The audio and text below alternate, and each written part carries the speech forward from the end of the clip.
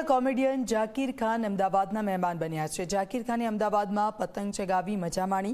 અમદાવાદના રતનપોળમાં લોકો સાથે તેમણે ઉજવણી કરી। પહેલીવાર ઉત્તરાયણ અમદાવાદમાં ઉજવી રહ્યા છે જાકીર ખાન। ટ્રાફિક નિયમોને નેવે મૂકતા લોકોની જાકીર ખાને વાત કરી છે। એક છોકરાએ હેલ્મેટ ન પહેરવાનું શું કારણ આપ્યું જાકીર ખાનને? અત્યારે તમામ ગુજરાતીઓનું જો કોઈ સરનામું હોય તો એ છે એમનું ધાબુ, કારણ કે ઉત્તરાયણ છે અને ગુજરાતીઓની એક ઓળખ એટલે ઉત્તરાયણનો પર્વ પતંગોત્સવ। અને અત્યારે આપણી સાથે એક વિશેષ મહેમાન ઉપસ્થિત છે કે જેમને કોઈ ખાસ એડ્રેસની જરૂર નથી, જેમનો પરિચય આપવાની જરૂર નથી। જાકીર ખાન આપણી સાથે ઉપस्थित છે, એમની સાથે વાતचीत કરીશું, એમને पूछीશું। अच्छा, आप बताइए, टेरेस पे हैं वो भी पोड़ में, अहमदाबाद की ओळख। बिल्कुल एकदम यहाँ पे, और पोड़ में, अहमदाबाद में उत्तरायण में पोड़ में नहीं आया तो क्या किया आपने? हाँ, ये तो होने की जगह है। और मैं बचपन से सुन रहा था उत्तरायण के बारे में कि अहमदाबाद जो है ऐसे जलवे होते हैं और ये शान होती है और ये मौज होती है, तो मुझे लगा कि ये सही मौका है यहाँ आने का। और बचपन से सुन रहा था तो फाइनली पहली बार ऐसा मौका लगा है कि उत्तरायण के दौरान मैं यहाँ पे हूँ। तो कल मैंने सिर्फ सबको पतंग उड़ाते हुए देखा, तो फिर मुझे आज लगा कि आज तो जरा खुद भी करना पड़ेगा। मैंने कभी पतंग नहीं उड़ाई थी और ये पहला ही मेरा अनुभव है, तो मज़ा आ गया मुझे। अच्छा, कितनी पतंग काटी आपने? एक जो मैं पहली बार पतंग हाथ में ली, दोस्तों ये प्लीज़ इसके बारे में थोड़ा सा गौर फरमाइएगा।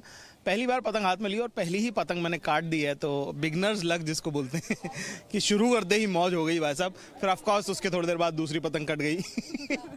बिल्कुल, અત્યારે તેઓ ધાબે છે, પતંગની મજા પણ માણી રહ્યા છે। ફરીથી તેમની સાથે જોડાઈશું અને એમને ઘણા બધા સવાલો પણ કરીશું। अच्छा, आप बताइए, गुजरातियों के साथ अभी आप हैं, कितना एंजॉय किया? गुजरातियों को किस तरीके से ऑब्जर्व किया आपने? मेरा घर है यहाँ पे, तो मैं उतनी शार्पनेस से ऑब्जर्व नहीं कर पाता, क्योंकि घर के लोगों को आप उतना ध्यान से देख सकते हैं, है ना। जैसे कि जब आपके घर में जब कोई नई बहू आती हैं तो वो ज़्यादा बताती हैं आपके घर वालों के बारे में जितना आपको पता होता है उससे, क्योंकि वो बाहर से हैं। क्योंकि मैं बचपन से आ रहा हूँ गुजरात में, तो मेरी नज़र दूसरों वाली है नहीं कि मैं उसको वैसे तरह से ऑब्जर्व करूँ।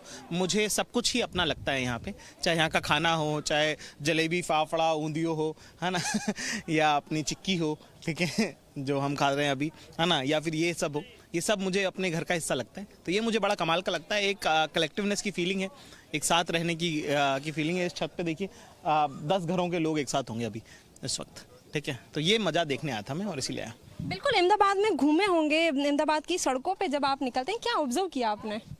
मैंने ऑब्जर्व किया साहब कि यहाँ के लोग जो हैं वो राजा लोग होते हैं, और राजा किसी नियम को फॉलो नहीं करते, राजा खुद नियम बनाते हैं। जैसे कि अब हेलमेट का मैं देख रहा हूँ कि यहाँ इतना ड्राइव चल रहा है, पर चल रहा है वो ड्राइव। वो लोग, मैं एक लड़के को बोला हेलमेट क्यों लगा रहा है ना, गाड़ी निकल रही थी, तो उसने बोला कि हाँ भाई वाल बिगड़ी जाची। तो उसका तो कोई इलाज नहीं है, ठीक है, ऐसा वो वाला ना कि वाल बिगड़ी, ठीक है। अब तो मेरे ख्याल से जो अहमदाबाद एडमिनिस्ट्रेशन है उसको इसके बारे में सोचना पड़ेगा कि भाई हेलमेट ऐसा निकालो जिसके अंदर हेयर स्टाइल जो है थोड़ा स्टाइली लोग है ना, यहाँ पे स्टाइलो है यहाँ पे सब लोग, ठीक है। बिल्कुल, नागरिकों માટે પણ એક સૂચના કહી શકાય, કારણ કે એક પ્રશાસન ઘણી બધી પ્રયત્નો કરી રહ્યા છે, ઘણી બધી એવી યોજનાઓ તેઓ કાઢી રહ્યા છે। ઘણા બધા પોલીસને આપણે એવી રીતે જોઈએ છીએ કે તેઓ હેલ્મેટ આપે છે, તાર બાંધી રહ્યા છે, અને 15 તારીખથી તો નિયમ પણ લાગુ કરી દેવામાં આવ્યો છે કે હવેથી જો હેલ્મેટ ન પહેરે તો દંડ કરવામાં આવશે। એની સામે જ આપણા જે વિશેષ મહેમાન છે તેઓ પણ ક્યાંક ઇનડાયરેક્ટલી રીતે તમામ જે લોકો છે એમને અપીલ પણ કરી રહ્યા છે કે હેલ્મેટ તમામ જે લોકો છે એવો પહેરે, અને પ્રશાસન પણ એ તમામ જે નિયમો છે એનું પાલન પણ કરાવડાવે। કેમેરામેન ઉમેશ પરમાર સાથે સપના શર્મા।